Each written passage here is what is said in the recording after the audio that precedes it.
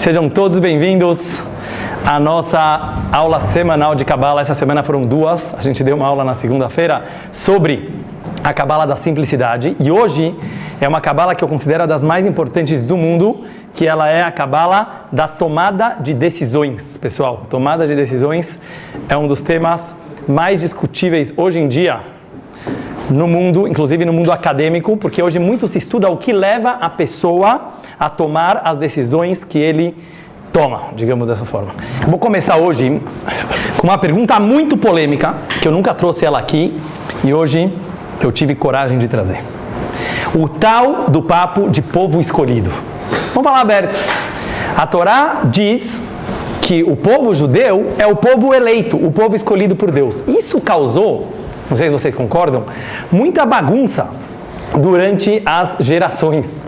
Inclusive, talvez, muito do antissemitismo, muita gente atribui o antissemitismo a isso, falar, eles se acham o povo escolhido, né? Eles se acham o povo escolhido.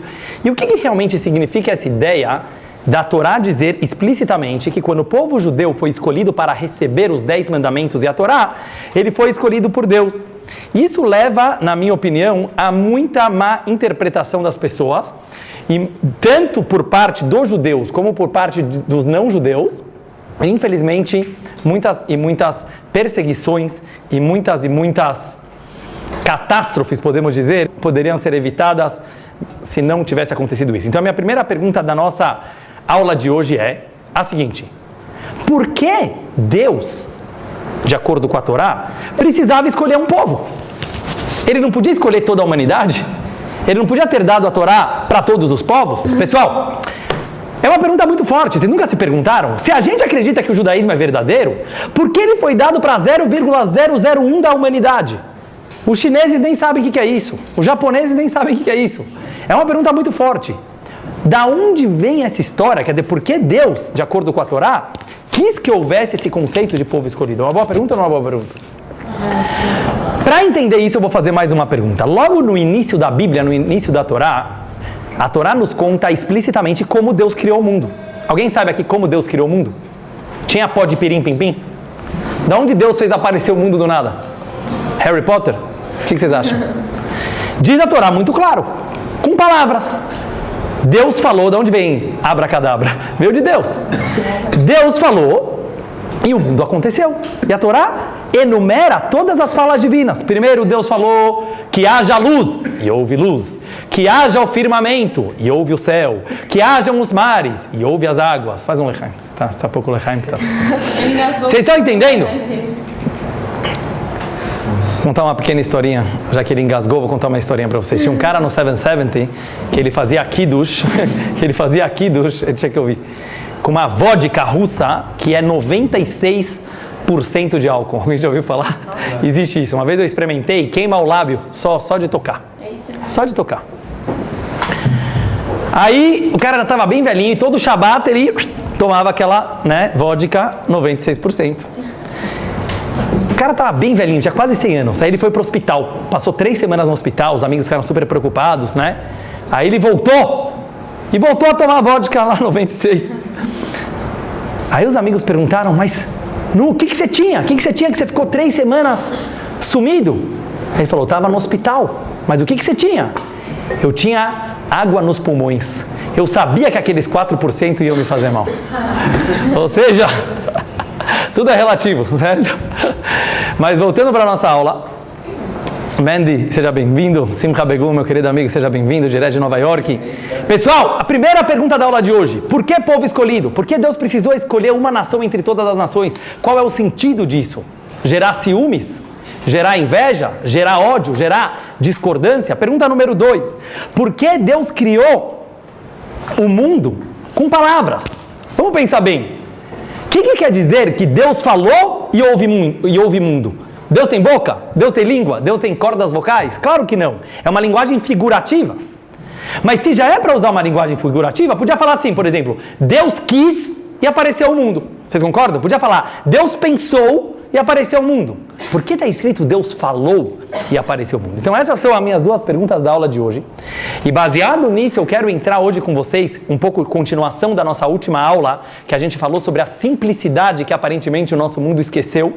Só que às vezes a simplicidade é muito mais inteligente do que a análise e a complexidade. Foi isso que nós falamos na aula de segunda-feira. E hoje eu queria me aprofundar um pouco mais nesse assunto. Lechaim a todos que chegaram agora.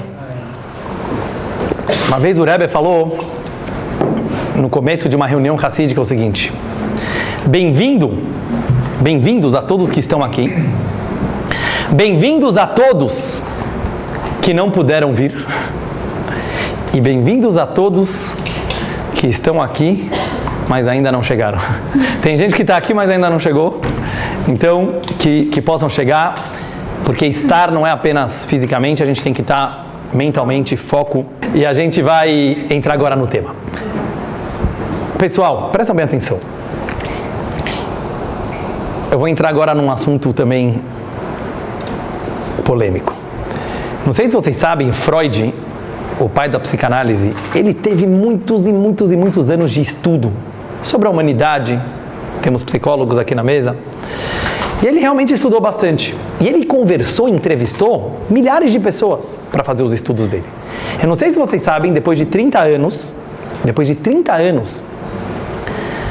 de estudo e de entrevistas, o Freud falou assim: eu não sei o que as mulheres querem. Vocês sabem disso? Vocês podem procurar? O Freud falou: eu não sei o que as mulheres querem. Eu ainda não consegui descobrir. E hoje, baseado em livros de Hassidut, eu não estou falando agora a minha opinião, eu vou falar o que as mulheres querem. E não só as mulheres, os homens também. De acordo com a Kabbalah, todos nós temos um aspecto masculino e feminino, tanto os homens como as mulheres. O nosso aspecto feminino, que nós vamos estudar ele hoje, nós vamos ver o que o judaísmo diz, o que a Kabbalah diz que nem Freud sabia, apesar que ele era judeu também. Muita gente pensa que a pessoa quer amor. Amor. A nossa geração, podemos dizer a geração passada, o século passado, foi o século do amor. Oh, geração do amor! Os hippies, Woodstock. Uau, que amor! Interessante que o século do amor é o século que mais acabaram relacionamentos. Não é interessante? O século que se venerou o amor, que se idolatrou love, peace and love, peace and love, nunca teve um século que casamentos acabaram em relacionamentos tanto quanto no século passado. É interessante, não é? Que a geração do amor não conseguiu ter tanto amor. Vamos pegar agora na história da humanidade. Religiões que idolatraram o amor, religiões que a nossa é a religião do amor. Não vou citar nomes aqui, cada um pode entender sozinho. É engraçado, é triste na verdade, que a religião do amor matou milhões de pessoas. Cruzadas, inquisições. Não é um pouco estranho? Love, love, love, na hora H. Eu te amo se você é do jeito que eu quero. Eu te amo contanto que você também seja do amor. Mas se você não é do mesmo tipo de amor que eu, vai morrer, vai ser expulso. Interessante. Interessante essa filosofia do amor. A filosofia do amor do século passado, queremos todos iguais, que todos os seres humanos sejam iguais e tenham os mesmos direitos. Interessante que matou milhões de pessoas. Não é interessante? Todo mundo que pregou o amor não deu amor. Por quê? Por que será? Sabe por quê? Porque quando a gente idolatra alguma coisa, a gente mata aquela coisa. O que é idolatrar? Idolatrar significa que eu olho para aquilo como um objeto. Eu olho para aquilo como uma coisa. Se aquilo é uma coisa, ela é morta. Para uma coisa ser viva, ela não pode ser definida, ela não pode ser idolatrada. A gente já falou isso algumas vezes. Isso significa que justamente quem grita muito, quem idolatra, quem venera alguma coisa, normalmente é a pessoa que vai ter problemas justo com aquela coisa. Então não é por acaso que talvez a geração do amor, talvez matou o amor. Talvez as religiões do amor, as filosofias do amor, elas idolatraram tanto que elas tornaram o amor algo definido. Quando você define, você mata. Porque aquilo não é mais vivo, não é mais infinito. Lechaim, para a gente poder entender isso. Sabe o que o judaísmo fala? Sabe o que a mulher quer? Antes de falar a resposta que todo mundo quer saber, vamos fazer uma pequena análise, vocês vão falar sozinhos. Imagina uma menina, pode ser um menino também, que é muito, muito amado na casa dos pais. Normalmente, vamos falar assim, 90% dos casos, ou mais, os pais amam muito os filhos. Provavelmente é o amor maior do mundo, certo? O maior amor que a gente conhece é o amor paterno, o amor materno, principalmente. É o famoso amor incondicional. Alguém que diz, então, eu vou me casar por amor, está mentindo. Porque amor você já tinha na casa dos teus pais. Pensa bem, você nunca vai ser tão amada e tão amado como você era amado pelos teus pais. Um casamento dá para acabar. Tô de bode, cansou, acabou a paixão. Os pais vão continuar amando mesmo assim. Então é mentira que alguém sai de casa para o amor. Quem achou isso, errou. Quem achou isso, mentiu. Vocês concordam? Ou seja, uma pessoa que é muito amada nas casas dos pais, se ela quer amor, continua lá, que você vai continuar tendo bastante amor. Vem a Cabala e fala uma coisa fenomenal.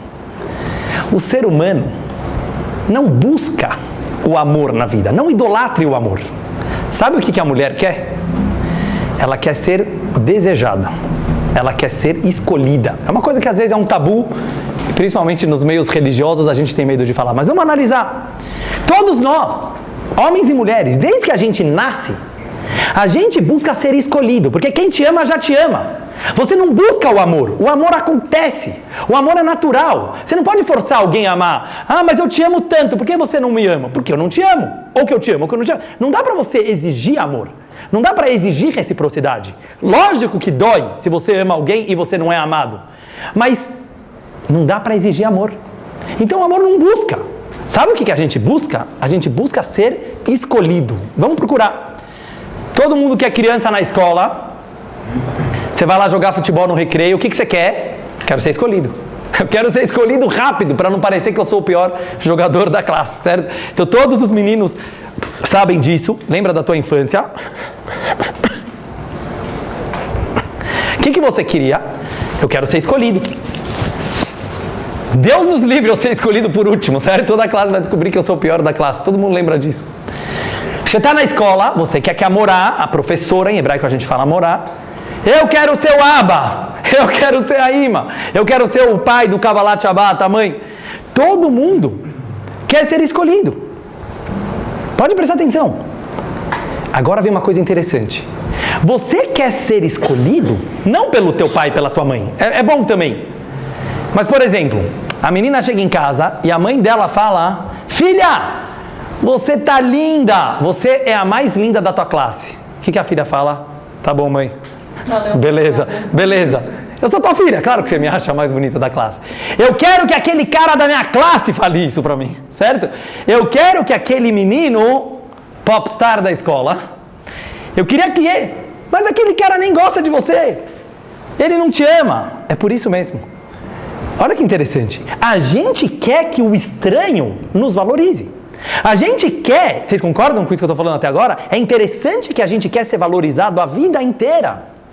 No ambiente de trabalho, nos amigos, no namorado, na namorada. Você quer sentir que alguém te deseja. Agora vamos voltar para o motivo que alguém sai de casa. O motivo que a mulher e o homem também saem de casa é para ser escolhido por alguém. Você quer que alguém, entre todas as pessoas do mundo, fala: it's you, certo? É você. Achei minha cara gêmea, achei minha alma metade. Mas isso não é grátis. Amor é natural. Os pais continuam amando. Você pode até pisar na bola, você pode fazer coisa errada, teus pais continuam te amando. Agora, ser escolhido, você precisa ser escolhido todos os dias. E por isso, qualquer relacionamento, eu não sou um expert de relacionamentos, não estou tentando ser um terapeuta de casais, eu só estou falando aquilo que nós vemos lá fora, por favor, e aquilo que nós lemos nos livros. Então vem o judaísmo e fala: nós não somos a religião do amor, nós somos o povo escolhido. Vamos tentar entender o que quer dizer isso. Nós somos a religião da escolha. O que significa ser escolhido? Eu vou contar uma pequena história para vocês, que eu já contei algumas vezes, e eu gostaria de me aprofundar mais nela. Lechaim a todos.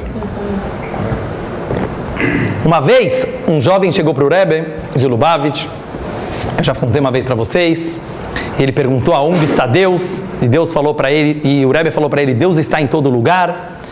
Mas aonde, Rebbe? Em tudo, nas árvores, nas plantas, nas pedras. Ele falou, não, Rebbe, eu estou falando sério. Daí ele falou, se você está falando sério, Deus está aí, no teu coração. Ele sentiu muito forte a presença de Hashem no coração dele, naquela hora. Muito forte. Aí ele perguntou a pergunta que eu quero mostrar para vocês. Ele falou, Rebbe, mas se o judaísmo é verdade, por que ele não foi dado para todo mundo? Por que nós somos o povo escolhido? Era um judeu que estava muito incomodado com essa posição de povo escolhido. Ele falou, Rebbe, por que não é para todo mundo? Sabe o que o Rebbe respondeu para ele? E o Rebbe não é politicamente correto. O Rebbe não falou isso para ele ficar feliz. O Rebbe falou para ele o seguinte, nós fomos escolhidos para receber os 10 mandamentos no Monte Sinai e trazer essa luz para os povos. Os chineses foram escolhidos para outra missão. Os africanos foram escolhidos para outra missão. Os indianos foram escolhidos para outra missão. Ser escolhido não é excluir os outros, pessoal, presta bem atenção. Se achar o povo escolhido não é uma supremacia, não é uma superioridade. Oh, legal, nós somos os melhores do mundo. Não é isso que a Torá está falando. A Torá está falando, sim, você foi escolhido pela professora para fazer essa lição de casa. Deus nos escolheu para uma missão muito importante. Mas cada pessoa é escolhida para alguma coisa. Cada nação, cada pessoa, cada criatura. Então, qual é a maior mensagem que o povo judeu veio trazer para o mundo? Que nós somos escolhidos e ninguém mais é? Não! A mensagem que o povo judeu veio trazer para o mundo é: queira ser escolhido. E agora vamos tentar entender o que significa uma escolha. Estamos hoje em dia, pessoal, numa geração, eu não sei se vocês concordam, se vocês percebem, mas eu, que já sou velhinho, eu vivi numa geração pré-internet. E vocês talvez não sabem, quem era do século, do milênio passado sabe isso que eu vou falar agora. Quem nasceu no... Lechaim a todos. Fala uma coisa interessantíssima. Existia algo que era o seguinte: eu gosto desse chocolate, então eu vou no supermercado e eu compro aquele chocolate que eu sonhei a semana toda. É um prazer, porque eu queria aquele chocolate. Eu gosto daquela casa de campo, eu ia naquela casa de campo que eu gosto. Hoje, chega no feriado, onde eu vou no feriado? 10 opções. Vou no supermercado, 250 marcas de chocolate. As pessoas estão perdendo o dom da tomada de decisões, de escolha. Aí sabe o que a pessoa faz? Deixa eu pegar aqui a embalagem do produto. Deixa eu ver aqui o produto mais orgânico, vai. Vou comprar o mais orgânico, o mais sustentável. Vou comprar o com menos calorias. Você tá entendendo? Eu não estou criticando que a pessoa, ela já não está escolhendo algo simples. Talvez a gente perdeu a simplicidade de falar, eu peguei porque eu gosto. Não, eu tenho que dar toda uma explicação. E como a gente falou na aula anterior, quando você precisa explicar demais, já é mentira. Sabe quando você chega para tua mãe, a mãe pergunta, filha, por que você fez isso? Filho, por que você fez isso? Aí você dá 8 motivos por que você fez, já é mentira. Se você deu 8 motivos, já é mentira. Pode ser que as 8 coisas que você falou é verdade, mas não é por isso que você fez. Sabe quando a pessoa tem que se explicar demais? Quando você precisa explicar demais, oi? Aí é mentira. Não é a tua verdade, não é o verdadeiro motivo. Às vezes você tem que falar, eu fiz porque eu estava afim, errei, acertei. Em outras palavras, para uma pessoa conseguir escolher, não vem do nosso local de complexidade, não vem da nossa análise complexa das coisas. Talvez vem do lugar mais simples. Aquele lugar que vem da alma, que vem da nossa simplicidade, que ela escolhe algo que tem a ver com você. Você escolhe algo que te faz sentido. Você escolhe algo que veio de dentro. Talvez a gente está perdendo a capacidade no nosso mundo, tem tanta variedade, tem tanta diversidade, e a gente analisa e compara o que é melhor, o que é pior. No final, mesmo quando você toma uma decisão, que decisão que você está tomando? Uma desculpa, uma justificativa que você dá para si mesmo para tomar aquela decisão. Esse não é você. Sabe quem é você? A tua voz interior. Você tem um lugar simples e banal, que é a tua essência. Eu chamo de banal, porque às vezes ela pode parecer banal, mas ela é tua alma, ela é tua essência. Ela não tem explicações, ela não tem justificativas, mas ela sabe exatamente a decisão que você precisa tomar. Com isso eu queria entrar, pessoal, numa questão muito interessante, muito importante, que é o livre-arbítrio. Hoje se questiona muito, será que o ser humano realmente tem livre-arbítrio? Lechaim, lechaim. Será que o ser humano tem livre-arbítrio? Ou será que nós somos máquinas programadas com DNA, com a sociedade nos influenciando, astrologia? No final, talvez você não é ninguém que toma a decisão. Posso falar com a resposta?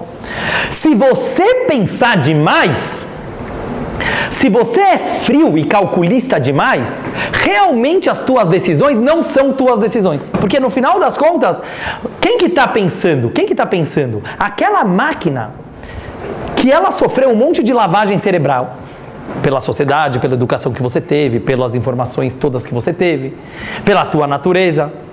Então, quando você vai lá e faz um raciocínio e você toma alguma decisão só baseada na tua experiência, é uma coisa tão pobre. A gente falou isso aqui na última aula. Por quê? Quanto você já consegue analisar? Quanto você consegue comparar? Então, você acaba dando uma desculpa para si mesmo para tomar uma certa decisão. Da onde viria um outro tipo de decisão? Então, vem o Rebbe e fala uma coisa fenomenal. Sabe o que é livre-arbítrio? Deixa as tuas decisões virem de dentro. Seja mais leve. Deixa as tuas decisões virem da tua alma, de um lugar que não analisa tanto, de um lugar que não compara tanto, de um lugar que não raciocina tanto, porque esse vai ser mais você do que esse você que você acha que é você. Não sei se vocês entenderam isso que eu falei, mas é mais ou menos isso. Ou seja, e aí o Rebbe vem e fala uma coisa incrível. Ele traduz livre-arbítrio, ele fala, sabe como você fala livre-arbítrio em hebraico? Bechirah Hofshit. A tradução de Bechirah Hofshit quer dizer, literalmente, livre de escolha. Sabe quem é o verdadeiro cara que sabe escolher? É uma pessoa que ela percebe que a escolha é algo tão natural, é tão inato, é tão intrínseco à tua natureza, que é quase que você não está escolhendo. Então qual que é a verdadeira escolha? Aquela escolha natural. Aquela escolha que você fala, eu sei que é isso que eu preciso fazer. Como que eu chego nessa situação? Como que eu chego num estado de conseguir fazer escolhas, não para provar nada para ninguém, não para justificar nada para ninguém, não para querer influenciar e impressionar as outras pessoas, uma escolha pela escolha. Então vem o judaísmo e fala, agora vocês vão entender, vocês são o povo escolhido. Fala a Hassidut, presta bem atenção que a gente vai falar agora e daqui a pouco a gente vai finalizar, mas eu quero que vocês entendam muito bem essa nekuda, esse ponto. Lechaim. Sabe por que Deus falou para o povo judeu, vocês são o povo escolhido? Porque vocês são o povo da escolha. Vocês são aquele que vão entender que a única coisa real que um ser humano pode fazer na vida são escolhas e você bancar a escolha que você fez. Agora eu vou para o próximo ponto. Por exemplo, vamos dizer que eu escolhi um certo caminho. Vamos dizer que eu escolhi uma pessoa para namorar, para casar. Aquela pessoa é perfeita? Óbvio que não. Aquela pessoa vai enjoar? Óbvio que sim. Aquela pessoa vai ter altos e baixos? Óbvio que não. Vamos nos enganar, certo? Não existe status, a vida inteira estática. Não, a vida se mexe. Então por que eu vou continuar sempre com aquela pessoa ou com aquela escolha que eu fiz? Pelo amor? Não. O amor às vezes baixa. O amor às vezes cai. O amor tem altos e baixos. Sabe por que eu vou continuar? Pela escolha que eu fiz. Porque a única coisa que um homem tem na vida é a sua palavra. Eu vou repetir isso. Eu ouvi de um mestre meu e eu refleti muito nessa frase. A única coisa que um homem, uma mulher, um ser humano tem na vida é a sua palavra. Presta bem atenção. Dinheiro vai e vem. Amigos, às vezes, também vão e vêm. Muitas situações vão e vêm. Sabe qual é a única coisa que você tem? A tua promessa, a tua palavra. Falei, eu vou bancar. Essa é uma pessoa fiel. Essa é uma pessoa de fé. Essa é uma pessoa confiável. Quem decide se você vai bancar a tua palavra ou não? Você. Por isso disse o Talmud, uma pessoa prefere uma porção que pertence a ele, do que 9 porções do amigo dele. Vamos tentar interpretar isso na psicologia. Quer que eu devolva? Do que 9 porções do amigo dele. O que quer dizer isso? Se eu consigo valorizar aquilo que é meu, muitos vão dizer é egoísmo. Tá bom, é egoísmo. É o egoísmo do bem. Não adianta papinho de amor. Não adianta mimimi de altruísmo. Seja egoísta, porque todos nós somos, mas seja um egoísta do bem. Sabe o que quer dizer um egoísta bom? É falar o seguinte: eu quero construir uma coisa na vida. Eu vou bancar até o fim aquilo que eu quero construir? Só depende de mim. Só depende de mim. Então vem o judaísmo e fala, nós somos a religião da escolha. A gente acredita que Deus criou o mundo com a palavra. Olha como agora faz sentido. O que quer dizer que Deus criou o mundo com palavras? Deus nos ensinou, desde o início da criação do universo, como você cria um mundo, como você cria o teu mundo. Como você cria a tua realidade com as tuas palavras. Você falou, você cumpre. Você prometeu, você faz. Não porque se você não cumprir, você está traindo o outro. Não porque se você não fizer, você está enganando os outros. Não, porque você está traindo a você mesmo. Você está se traindo. Se eu falei e eu me comprometi a fazer uma coisa e eu não faço, eu estou traindo a única coisa que eu tenho. As minhas escolhas, que são as minhas palavras. E quando a pessoa se acostuma a fazer isso, e ele vira completamente vulnerável, e ele vira completamente descartável, como o mundo de hoje gosta de ser. Fala, você está a fim de fazer isso? Faça isso. Daqui 3 minutos você mudou de opinião, faça outra coisa, porque você é uma pessoa que tem muito amor próprio, e você ama tanto a si mesmo, que você segue o teu coração a cada 5 minutos. Vamos ser sinceros, pessoal, a gente muda de opinião a cada 10 minutos, a gente muda de humor a cada meia hora, a gente muda, e não tem problema. Isso é um ser humano saudável, certo? Ser humano saudável faz isso, não tem problema. Mas tem uma coisa que você pode bancar: a tua palavra, a tua escolha. E quando você aprende a investir naquilo que você escolheu, quando você aprende a bancar aquilo que você falou que ia fazer, você vai perceber um tipo de amor diferente. Você vai perceber um tipo de relacionamento diferente, que é muito mais profundo do que uma paixão passageira. Que é muito mais profundo porque ele é teu. Porque está ligado com você, pertence a você. Então, quando Deus veio e falou para o povo judeu, vocês são o meu povo escolhido, Hashem estava falando uma mensagem muito mais profunda. E com isso, eu quero finalizar. Hashem quis dizer: povo judeu, vocês são os meus mensageiros na terra, para ensinar para toda a humanidade, para ensinar para todas as criaturas, que ninguém é igual. Tenha orgulho das tuas diferenças. Não vem com esse papinho, somos todos iguais. Claro que não somos todos iguais. Ao contrário, não existem 2 criaturas iguais. Você só tem uma opção na vida: escolher aquilo que você é, ter orgulho e felicidade daquilo que você é, ou ficar a vida inteira almejando aquilo que você não é e nunca vai ser. Essas semanas nós estamos lendo na Torá a história de 2 irmãos. Um se chamava Yaakov, que foi o patriarca do povo judeu, e outro que ele se chamava Esav, que tinha muito ódio do irmão gêmeo dele, Yaakov, como a gente contou há algumas semanas. É interessante que numa hora que os 2 estão conversando, eles falam 2 frases muito parecidas, mas completamente diferentes.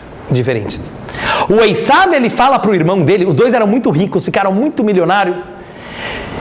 O Esav fala para o Yaakov: meu irmão, Yesh li Rav, eu não preciso dos teus presentes, eu tenho muita coisa. Em hebraico, Yesh li Rav, eu tenho muito. O Yaakov fala: Yesh li Kol, eu tenho tudo. Quem parece mais arrogante, aparentemente? O Yaakov. O outro falou: eu tenho muito. O Yaakov falou: eu tenho tudo. Ele quer ter mais. Falam nossos livros, os sábios do Talmud falam uma coisa maravilhosa. Essa é a diferença do Esav e do Yaakov. Tem gente que quer ter muito na vida. Ele quer todas as opções, então ele fica sem nada. Se você quer ter muito, você quer ter o que não é teu. Mas você não foi criado para aquilo que não é teu. O Yaakov fala: não, eu tenho tudo. Eu tenho tudo. Aquilo que eu tenho é tudo que eu preciso para ser feliz. É tudo que eu preciso para fazer a minha missão na vida. Vocês estão entendendo a diferença? Então, qual é a nossa escolha? Tem gente que acha que a escolha é ficar escolhendo aquilo que você não é. Então a pessoa passa o dia inteiro sonhando: como seria bom se eu fosse mais bonito, como seria bom se eu fosse mais inteligente, como seria bom se eu fosse judeu, como seria bom se eu não fosse judeu, como seria bom se eu fosse mais rico. Você, se Deus quiser, você vai ser mais tudo, beleza? Não é para ficar passivo, não estou falando para ninguém ficar acomodado na sua situação. Claro que não, a gente trabalha para crescer na vida. Mas a pessoa que não sabe agradecer, ela não sabe escolher aquilo que ela já é. Escolha ser quem você é. Isso é povo escolhido. Então o povo judeu não é superior a nenhuma raça, a nenhuma nação. Não existe isso. Hashem falou: eu escolhi vocês para alguma coisa. Ensina à humanidade que cada um foi escolhido para alguma missão. O Talmud diz: sabe qual é a razão que Adão foi criado sozinho? Depois separou em dois e virou Adão e Eva? Mas por que Deus criou um ser humano só? Porque cada ser humano, diz o Talmud, é obrigado a dizer todos os dias: Bishvili nivrah haolam, o universo foi criado para mim. Não parece um grande narcisismo? Parece uma grande arrogância. Imagina que você tem que acordar de manhã e falar: Deus, o universo foi criado para mim. Tem que falar. Tem que falar. Isso não é arrogância. É você entender que, já que Deus é infinito, Ele se expressa de infinitas maneiras diferentes. Deus não está um pouquinho em cada um de nós, sabia? Deus está inteiro em cada um de nós. Porque não tem muitos deuses, tem um Deus só. Mas Deus tem infinitas formas de se expressar. Não fica procurando no jardim do vizinho, não fica procurando na grama do outro. Você tem tudo o que Deus é. Mas para isso, eu estou falando para mim mesmo, às vezes a gente precisa abrir os olhos e a gente precisa ter a humildade de perceber que é muito fácil ficar sonhando e fantasiando aquilo que a gente não tem. Mas é muito mais difícil, apesar de ser mais simples, ser aquilo que você já é. Lechaim a todos, e com isso eu quero finalizar agora de verdade com a seguinte mensagem. Quando eu falei antes sobre a mulher, e na verdade é sobre cada um de nós, e a gente pode dar uma outra aula um dia sobre isso, é uma coisa muito profunda. A pessoa vai ter o amor de quem ela merece o amor, de quem ela dá amor, vai acontecer de uma forma natural. Mas o mais difícil num relacionamento, por exemplo, é a pessoa entender que se ela escolheu alguém, ou se ela escolheu algo, ela vai se esforçar para aquilo que ela escolheu dar certo. Ah, mas tem muita gente melhor. Claro que tem. Claro que tem. Sempre vai ter gente melhor em algum aspecto, vai ter gente melhor em outro aspecto, vai. É uma mentira a pessoa falar: não, essa é a melhor pessoa do mundo. Mentira. Ela é a melhor pessoa do mundo para você, porque você escolheu. O judaísmo acredita muito nas escolhas. O judaísmo acredita muito nas palavras. O judaísmo acredita muito em você bancar até o fim aquilo que você escolheu. Às vezes dá errado? Dá. Mas aí não deu errado. Era para acontecer assim. Se você se esforçou até o fim e não deu, é um sinal que era para mudar de caminho. O judaísmo permite. Às vezes tem que mudar de caminho. Mas uma pessoa entender o valor da palavra dele, o valor da escolha dele, é realmente a única coisa que a gente tem nas mãos. Então, finalizando, o poder da tomada de decisões, a cabala da tomada de decisões, que é o tema de hoje, muito se analisa na psicologia, na filosofia, mas o judaísmo fala, seja simples. Quanto mais simples você for, quanto menos justificativas você ter que dar para a sua existência, aceita. Sabe por que eu sou judeu? Porque eu nasci judeu, porque eu estou aqui, deve ser que a minha missão está relacionada a isso. Pronto! Não é porque o judaísmo é melhor que outras religiões. Talvez não. Talvez o budismo é mais legal em alguns aspectos. Talvez o cristianismo é mais legal em outros aspectos. Não para de analisar, para de comparar. Ninguém quer provar que a tua religião é melhor que a outra. Assim como você não tem que provar que você é melhor que teus amigos. Apenas be yourself. Seja você mesmo. É tão simples, mas às vezes é tão difícil. Mas quando a gente começa a aceitar com simplicidade quem nós somos, sem comparar e sem se justificar o tempo inteiro, a nossa existência fica muito mais forte. A gente passa a existir de uma forma muito mais forte, porque a gente existe de verdade, não por uma explicação. E aí, as nossas escolhas são escolhas. Por que é tão difícil bancar uma escolha? Porque se eu não valho nada, se eu sou descartável, as minhas escolhas também são descartáveis. Então eu troco toda hora. Mas se eu existo de verdade, se eu acredito no dom da minha palavra, se eu acredito que eu existo de uma forma simples e verdadeira, o que eu escolhi é uma escolha real, é uma escolha verdadeira. E ela vale, sabe por quê? Porque fui eu que escolhi. Então, justamente quem tem autoestima não precisa ficar provando e se explicando nem para si mesmo e nem para os outros o tempo inteiro. Lechaim, lechaim, que a gente possa se escolher e ser escolhido. E dessa forma, a gente vai ter, se Deus quiser, uma vida muito mais intensa, muito mais significativa e com certeza muito mais prazerosa também.